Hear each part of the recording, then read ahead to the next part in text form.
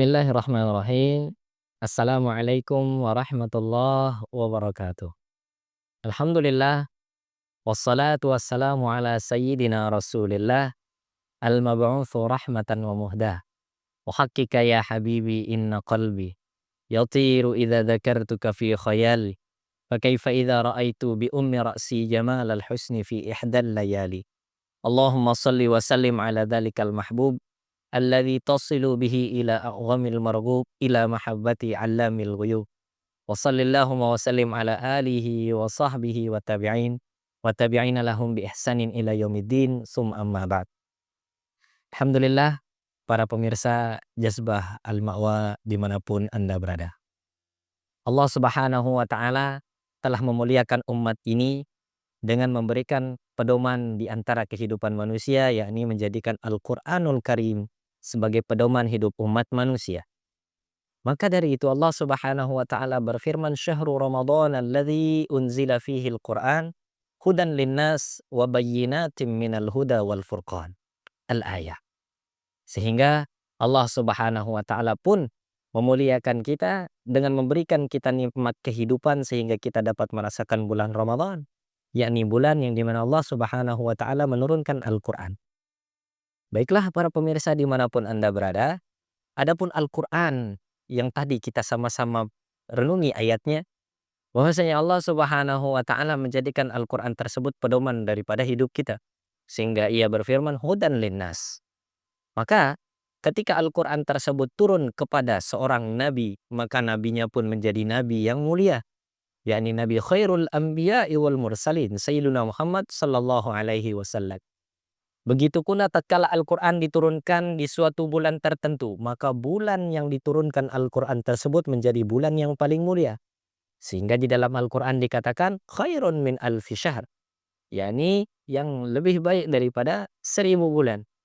Begitu pula Al-Qur'an apabila diturunkan kepada sebuah umat, maka umat tersebut dikatakan sebaik-baiknya umat. Kuntum khaira ummatin ukhrijat linnas. Maka dengan demikian sungguh luar biasa nikmat Allah Subhanahu wa taala menjadikan kita sebagai nikmat umat-umat ahlul Quran.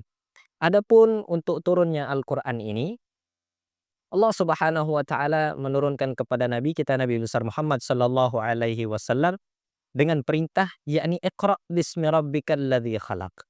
Adapun sebelum perintah itu turun, mari kita sama-sama renungi apa yang terjadi kepada baginda Nabi Muhammad sallallahu alaihi wasallam sehingga Nabi Muhammad sallallahu alaihi wasallam diutus kepada beliau adalah Sayyidina Jibril alaihi salam. Sebelum Rasulullah sallallahu alaihi wasallam menerima perintah wahyu yang berbentuk Al-Qur'an, telah diriwayatkan di berbagai kitab-kitab tarikh, di berbagai kitab-kitab sejarah bahwasanya Rasulullah sallallahu alaihi wasallam di usianya yang ke-40 beliau selalu menyendiri di Ghari Hira, di Gua Hira. Untuk apa?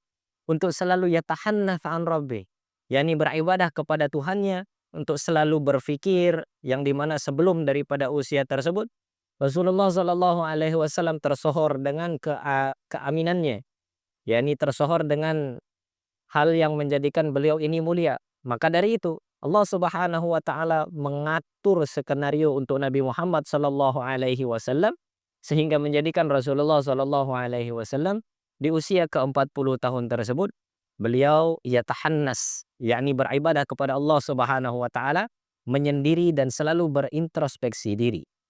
Maka dari itu pelajaran pertama yang harus kita ambil adalah seseorang tatkala ingin mendapatkan hal atau pengalaman spiritual tertentu hendaklah untuk mengoreksi dirinya terlebih dahulu. Kemudian Allah Subhanahu wa taala menurunkan Al-Qur'an kepada Nabi Muhammad sallallahu alaihi wasallam, yakni tidak lain dan tidak bukan adalah di dalam surat Al-Alaq ayat 1 sampai 5. Yang dimana pada hari tersebut Sayyidina Jibril alaihi salam mendatangi Nabi Muhammad sallallahu alaihi wasallam seraya memegang beliau, kemudian memerintahkan Iqra ya Muhammad.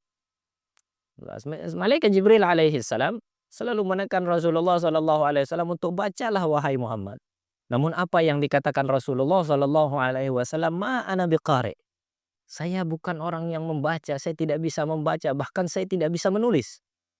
Kemudian diulangi 3 kali, bukan hal tersebut diulangi 3 kali, sehingga turunlah cahaya Allah Subhanahu wa taala, sehingga lisan beliau mengatakan, "Iqra bismi rabbikal ladzi khalaq, khalaqal insana min 'alaq, Iqra wa rabbukal akram, alladzi 'allama bil qalam, 'allamal insana ma lam ya'lam."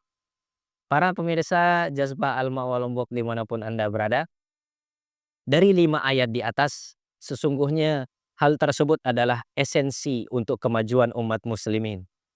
Maka tatkala umat muslimin ini ingin maju, tatkala umat muslimin ini ingin untuk lebih baik daripada hari yang kemarin, maka hendaklah mentadaburi satu ayat pertama yang Allah Subhanahu wa taala turunkan. Di bulan yang mulia yang Allah Subhanahu wa taala turunkan. Apa ayat tersebut? Iqra. Kata yang pertama yang diperintahkan kepada Rasulullah adalah bacalah. Mengapa Allah Subhanahu wa taala tidak mengatakan dengarlah? Mengapa Allah Subhanahu wa taala tidak mengatakan lihatlah, akan tetapi bacalah? Maka hal tersebut yang dapat kita ambil pelajaran adalah apa? Bahwasanya umat, suatu kaum akan mengalami sebuah kemajuan tatkala didekatkan dengan pelajaran dan juga ilmu pengetahuan. Maka umat muslimin ketika ingin kemajuan untuk umat muslim, maka dekatkan umat-umat muslim terhadap ilmu-ilmu pengetahuan. Inilah yang disebut dengan iqra, bacalah. Karena dengan membaca adalah wasilah perantara kita untuk menuju sebuah ilmu pengetahuan. Kemudian Allah Subhanahu wa taala memerintahkan kata iqra. Di sini ada kata perintah yang diulang sebanyak 2 kali oleh Allah Subhanahu wa taala. Iqra yang pertama, yang di mana Allah Subhanahu wa taala berfirman, "Iqra bismi rabbikal ladzi khalaq, khalaqal insana min 'alaq." Bacalah atas nama Tuhanmu yang menciptakan manusia dari segumpal darah. Hal tersebut yang harus kita baca sebagaimana hamba Allah Subhanahu wa taala. Kemudian di ayat setelahnya, "Alla khalaqal insana min 'alaq." Iqra. Ini kata iqra yang kedua. Wa rabbukal akram alladzi 'allama bil qalam. Maka al ulama tatkala berhadapan dengan ayat ini, mereka mengatakan ada satu kata perintah yang diulang 2 kali di dalam ayat ini, yakni perintah bacalah. Akan tetapi perintah tersebut memiliki 2 objek yang berbeda. Yakni yang pertama adalah manusia yang tercipta dari segumpal darah, dan yang kedua adalah membaca ayat Allah Subhanahu wa taala, "Iqra wa rabbukal akram alladzi 'allama bil qalam." Yang mengajarkan manusia dengan pena. Maka apa yang dimaksud dari ayat ini? Maka ulama membagi ayat Allah Subhanahu wa taala menjadi 2. Ayat Allah Subhanahu wa taala atau tanda-tanda kebesaran Allah Subhanahu wa taala dibagi oleh ulama menjadi 2 bagian. Bagian yang pertama yakni Iqra bismi rabbikal ladzi khalaq, khalaqal insana min 'alaq, yang menciptakan manusia dari segumpal darah. Inilah yang disebut dengan ayat Allah al-manzur. Ayat Allah Subhanahu wa taala yang bisa kita lihat, yang ada di sekitar kita. Al-kaun wal hayah, alam semesta dan juga kehidupan termasuk daripada ayat-ayat Allah Subhanahu wa taala. Kemudian tatkala Allah Subhanahu wa taala berfirman, "Iqra wa rabbukal akram alladzi 'allama bil qalam." Maka yakni bacalah atas nama Tuhanmu yang maha mulia yang mengajarkan manusia melalui pena. Maka hal tersebut ulama mengatakan dalam konteks ayat ini maka ada ayat yang disebut ayat Allah al-mastur wa huwal Qur'an was sunnah. Ayat Allah yang tertulis, yakni Al-Qur'an dan juga As-Sunnah. Maka apa yang menjadi tujuan kita terhadap Allah Subhanahu wa taala berfirman, "Syahrul Ramadan alladzi unzila fihil Qur'an hudan linnas," sebagai petunjuk bagi manusia.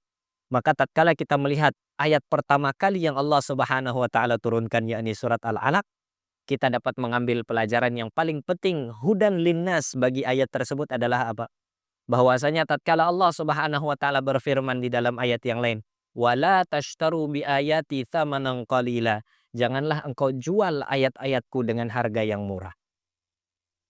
Ketika kita mengatakan menjual ayat Allah Subhanahu wa taala dengan pemahaman yang sudah kita uraikan di sebelumnya, bahwasanya kita membagi ayat Allah, ada ayat Allah yang terlihat yakni Al-Mastur, dan ayat Allah yang tertulis yakni Al-Mastur, dan juga ayat Allah Subhanahu wa taala yang terlihat yakni Al-Manzur wa huwal kaun wal hayah, alam semesta dan juga kehidupan. Maka ketika berhadapan dengan firman Allah, "Wala tashtaru bi ayati tsamanan qalila." Jangan kau jual ayatku dengan harga yang murah. Menjual Al-Quran, menjual hukum yang ada di dalam Al-Quran, yang halal dikatakan haram, yang haram dikatakan halal, hukumnya sudah jelas. Itu adalah melanggar norma. Akan tetapi ada makna yang lebih luas daripada itu. Sebagaimana kita mengatakan bahwasanya alam semesta dan kehidupan, bahkan kita manusia pun termasuk tanda-tanda kebesaran Allah Subhanahu wa taala. Maka tatkala sesama manusia kita, ketika kita sesama saudara kita sesama manusia, maka tatkala kita dengan saudara kita sesama muslim, ada yang membutuhkan bantuan kita, kemudian ada terbersit di dalam hati kita rasa untuk harus dikembalikan, rasa untuk harus mendapatkan imbalan, maka ini termasuk daripada wala tashtaru bi ayati tsamanan qalila.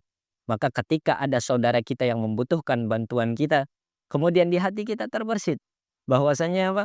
Bahwasanya saudara yang kita bantu haruslah memberikan effort kepada kita. Maka dalam keadaan seperti ini, orang termasuk syira'u ayatillah bitsamanin qalila, yakni menjual ayat Allah dengan harga yang murah. Maka solusinya seperti apa?